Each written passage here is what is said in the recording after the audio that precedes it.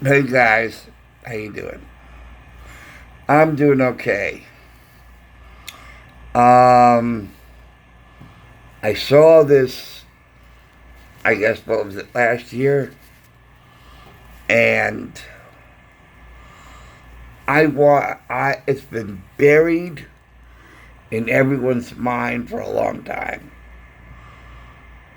but I never forgot this, and I think it should stay in the forefront of everybody's mind. I am not scared of anybody. I'm not scared of Trump. I'm not scared. Oh, I'm scared about what Biden is going to do to this country, yeah. But I'm not scared of anybody except this woman from the Washington Post, Jennifer Rubin. I am terrified. And Jennifer Rubin sounds like a Jewish woman. And if that's true, that is even more terrifying. But because that goes against Jewish values, what she's saying. If in fact she's Jewish. So let it be clear. I don't know if she's Jewish. I'm not claiming she's Jewish. I'm just saying if, the biggest two-letter word there is, if Jennifer Rubin is Jewish, that is horrendous. So anyway, here is the scariest woman in this country, Jennifer Rubin of the Washington Post. What we should be doing is shunning these people. Shunning, shaming these people is a statement of moral indignation that these people are not fit for polite society. It's not only that Trump has to lose, but that all his enablers have to lose. We have to collectively, in essence, burn down the Republican Party. We have to level them, because if there are survivors, if there are people who weather this storm, they will do it again. That is a Washington Post columnist by the name of Jennifer Rubin, doubling down on her attacks of former and current Trump administration members, calling for the GOP to figuratively be burned down. Syndicated radio host Larry Elder, the sage of South Central, joins us now to react. Good morning to you, Larry. Good morning, What's Haley. your How are you? reaction? Well, there's no cure for Trump derangement syndrome, is there? What she said was absolutely absurd. It perpetuates the narrative that Donald Trump has engaged in some sort of hostile takeover of the Republican Party. Gallup asked Americans in April if they thought that Donald Trump was too liberal. 17% thought so. 18% thought George W. Bush was too liberal. 38% think that Donald Trump's views are about right. 36% thought that George W. Bush's views were about right. 39% believe that Donald Trump is too conservative. The same number believe that George W. Bush was too conservative. The point is that people perceive Donald Trump and George W. Bush to be ideological mirrors. So how is it that the Republican Party should be burned down because of what Donald Trump has done to it? He's done nothing to it, as far as most Americans are concerned. 88% of Republicans support him at the very least. I've seen numbers even higher than that. But what about the fact that the word she used, burn him down, burn down the party? There can't be any survivors. Where's that come from? You tell me. What about that psychiatrist who was on CNN on the weekend who said that in this century, Donald Trump is more destructive than Mao, Hitler, and Stalin were in the last century, and may be responsible for many more deaths than they were? I mean, where do you go from there? What do you do with that? I have no idea what to say. You know, and the thing about Jennifer Rubin at the Washington Post is she's their conservative columnist. That's what they call her. Well, that's why they hire her. They hire these columnists who purport to be conservatives, they purport to be Republicans, and they dump on the Republican Party and they dump on Trump. That's why they hired Bret Stephens, the New York Times did. That's why they've got David Brooks. They hire these guys that purport to be Republicans when in fact all they're doing is trashing the Republican Party. That's why they got their gigs. You know, it's interesting. She says that these people are not fit for polite society. Right, right. The people who support President Trump, they're not fit for polite society. Why is that polite for her to say that? Or to talk about burning down? Well, why was it? Go ahead, sorry. Why was it okay for Maxine Waters to say whenever you see a Trump cabinet member form a crowd, let them know they're not welcome anywhere anymore? I mean, all Donald Trump did about the squad was tell them to leave the country. They're telling the Trump supporters to leave the world, I guess. Hold it. I'm sorry, folks. I'm sorry, guys. I have to step in here.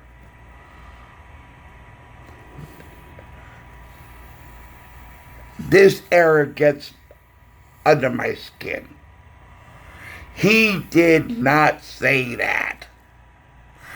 Trump did not say, go back to your own countries or leave the country. Or, well, if you don't like our country, leave the country.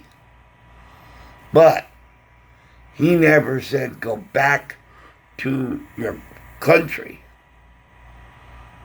He said, go back to your crime-ridden places where you came from. And he's talking to the squad. So he's talking about the 4 cities that the members of the squad came from. Detroit, Cincinnati, Minneapolis, and New York City. That's what he was talking about. This gets me every single time I hear this false misquote. That is a terrible misquote. And you, sir, owe the president an apology. Because that is not what he said.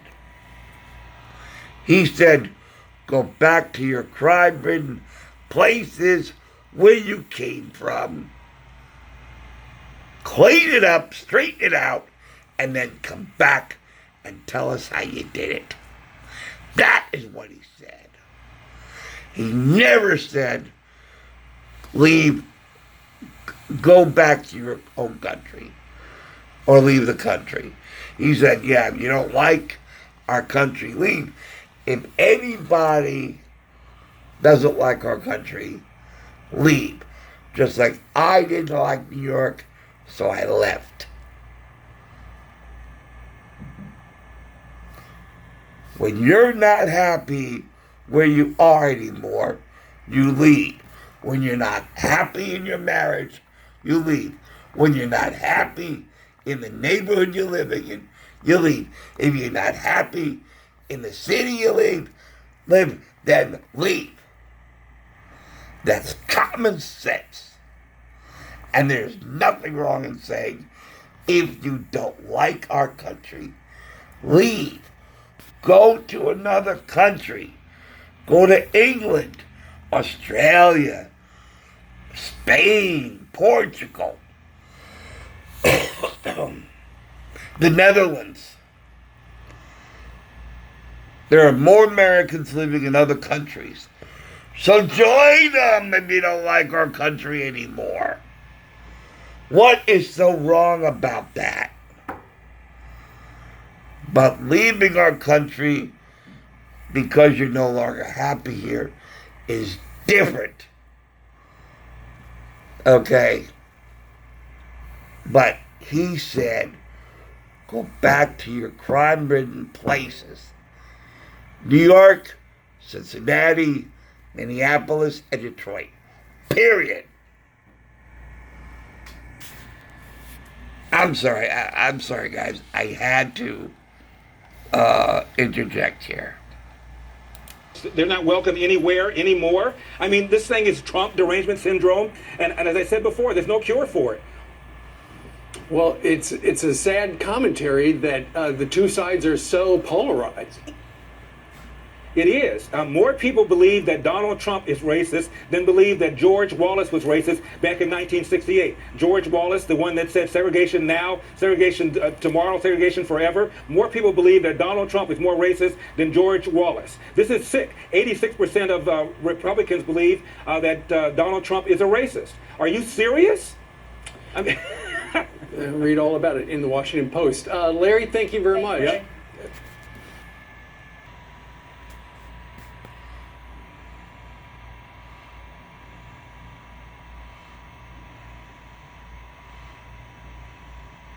Books represent humanity at its best and its worst. To burn books is simply a fundamental repression of ideas. I mean, what can a book do, and why is it so dangerous that it needs to be physically annihilated?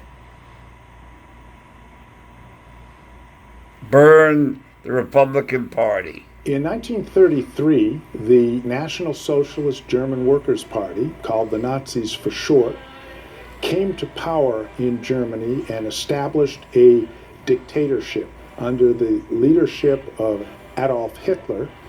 The Nazis intended to rearm Germany and to reorganize the German state on the principle that the German ethnic group or race was superior to all others in Europe.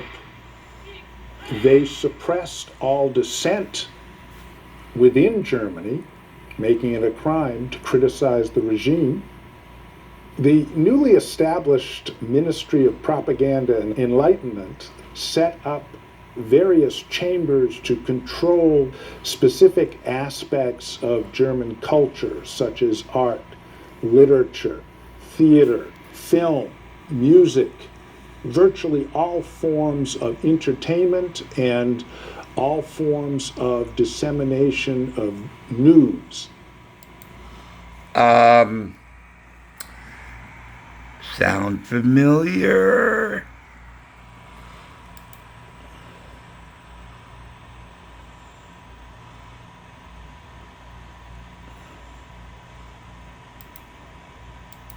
In 1933, in April, Nazi German students decided to organize a nationwide book burning program to eliminate foreign influence, to purify German culture as they saw it.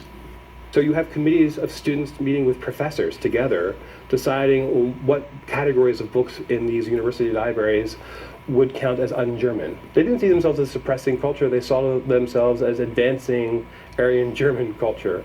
I remember very distinctly a conversation between my parents and some friends who were all shocked that a nation like the Germans, an educated, highly intelligent nation, would burn books. Books never hurt anybody. The event that the students planned occurred on May 10th, 1933.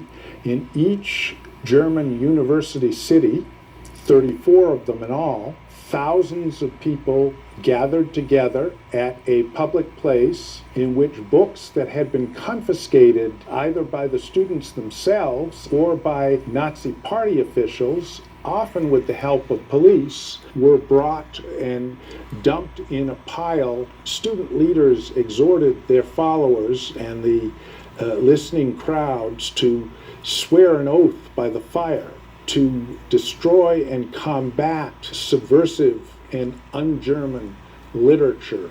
For the national treason against our soldiers in World War I, we're burning Hemingway's books. Joseph Goebbels, the propaganda minister himself, spoke at the book burning in Berlin. Wird nicht nur ein Mensch des Buches, sondern auch ein Mensch des Charakters sein.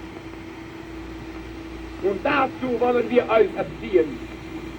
It is amazing to me the variety of books that was burned on that night and thereafter. Among the authors whose books were burned were Ernest Hemingway, both Mann brothers, Thomas and Heinrich. There's the German writer Erich Maria Remarque, who wrote the famous book All Quiet on the Western Front.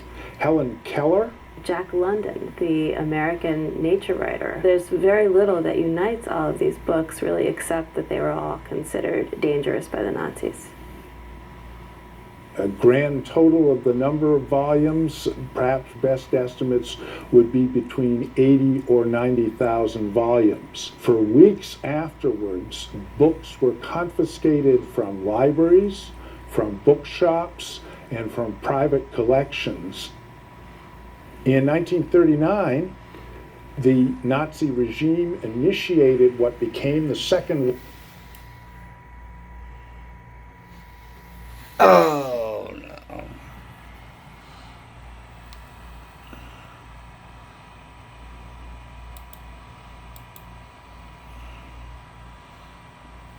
Okay, well.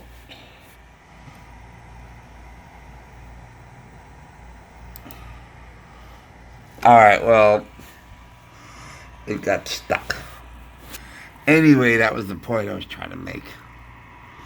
Burning down the Republican Party, and hopefully there are no survivors. What they're doing now in cancel culture, canceling everything that we have, isn't that a little bit like book burning? Songs we can't listen to, TV shows or movies that aren't politically correct, that we can't watch anymore. Art, books, movies, music, TV shows. Yeah. It's happening all over again. The only difference is, this time, it's in English and not German, and it's electronic and not out of paper.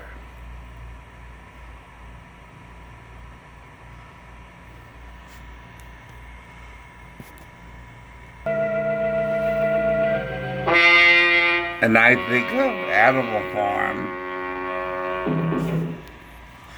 and that before the takeover, rules were established, and then after the takeover, the rules were amended.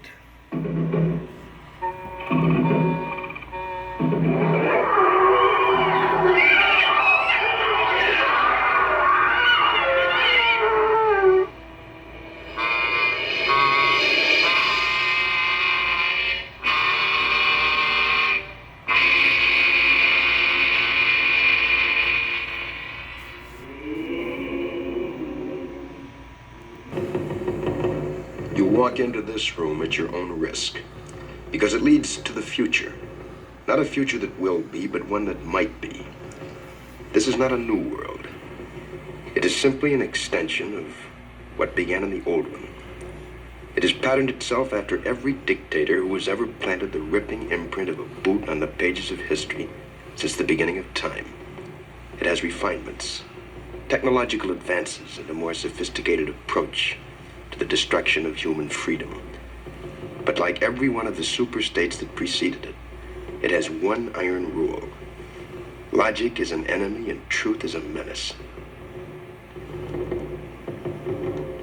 Any state, any entity, any ideology that fails to recognize the worth, the dignity, the rights of man, that state is obsolete. A case to be filed under M for Mankind in the Twilight Zone. And I predicted that very shortly the three networks would petition Congress to change the week to 9 days so that each of them could have 3 nights.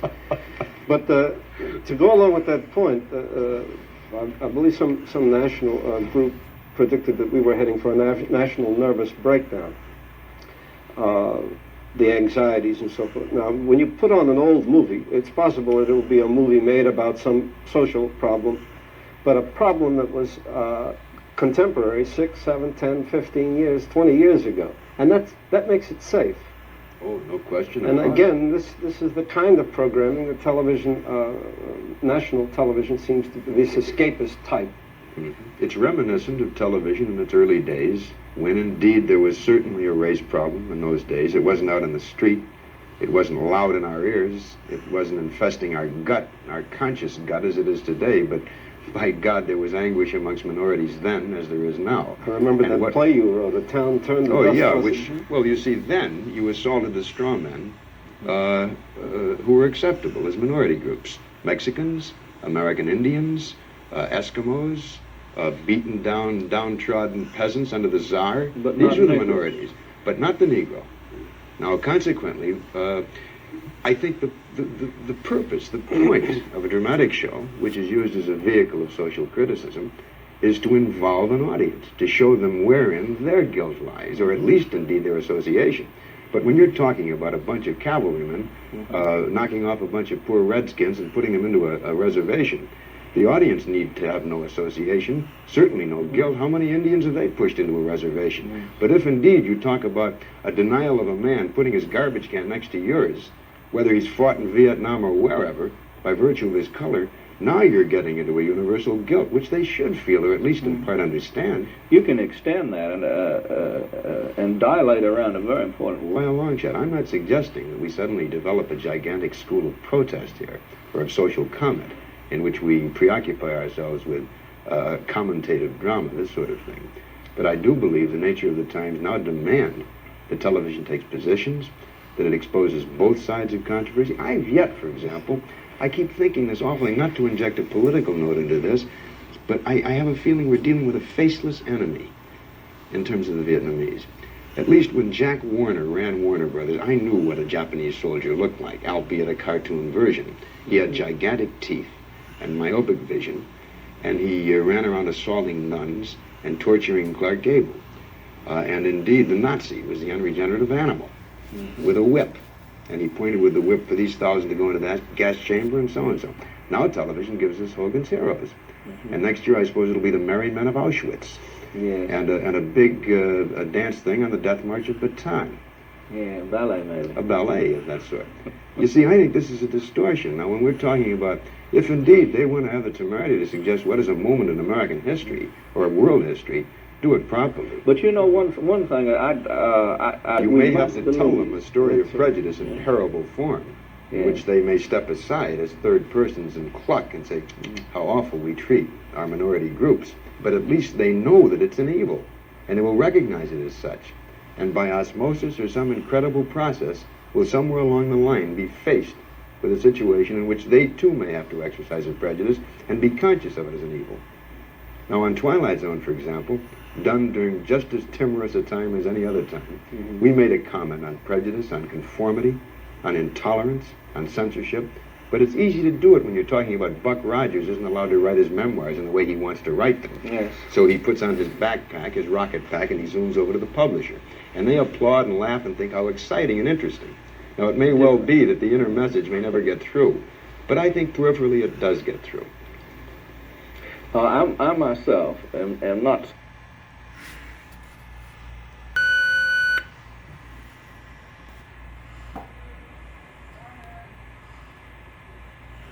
From Washington, D.C., WETA presents A Conversation with Rod Serling, eminent author and television and film writer. In cooperation with the Library of Congress, Mr. Serling discusses television as a medium for the literary artist, the writer, with James Dickey, consultant in poetry at the Library of Congress, and Bernie Harrison, television critic and editor of the Washington Star. Any conversation on television for the past 10 years with a representative of television could open with the observation that this has probably been the worst year in the history of the medium. Now, what are your views on it, Rod? And do you see any hope for an upbeat in quality or in balance even? Well, first of all, I'd have to make comment on the show title, Bernie, A Conversation with Rod Serling, which carries with it a kind of built-in pretension, like a conversation with Carl Sandburg or some equally wise man. And indeed, I'm not being humble. I just worry about that sobriquet, A Conversation with Rod Serling. But in direct response, You're quite right. It seems that each succeeding year is a little less exciting than the previous, that we seem to be wallowing in a very ruddish concept here. The most noteworthy being the lack of ingenuity, the lack of new concepts, the lack of new ideas and new approaches. The fact that we should be producing, I think, a body of exciting modern literature in this marvelous new electronic media, and aren't. It's reached a point now, I guess, where when something noteworthy is on, it shines simply by virtue of comparison. It is so unique by virtue of its aloneness. Now, as to where we're going, I would like to say, hopefully, well, now maybe next year, we'll come back with something more definitive, more responsive to intellectual taste and the like. But I've already seen the penciled-in so-called blueprint of next year's performances, and they seem like virtually carbon copy of everything we've had. What are the prospects for return of anthology drama? Now, I know that this is a point that's continually raised, and it seems that the economics of the business dictates against it. Sponsors don't like to be associated with programs that have different casts every week. They like to be able to buy the star, like Lorne Greene, so he can step out of character and sell the Chevrolets. That's right. And that, of course, has been a major deterrent to the anthology concept. And to date, every time I talk to any network people, and they say, "What have you got for us?" which is becoming increasingly rare, I'm hardly approached at all anymore, except for a cigarette in the hall if they've run out. And I will say, well, why not a marvelously exciting, regularly scheduled dramatic show which makes comment on the times? Good God, there's enough controversy and drama, implicit in our daily lives to warrant a dramatic approach. And they in turn say, no, not anthology. And indeed, they must have the continuing running character.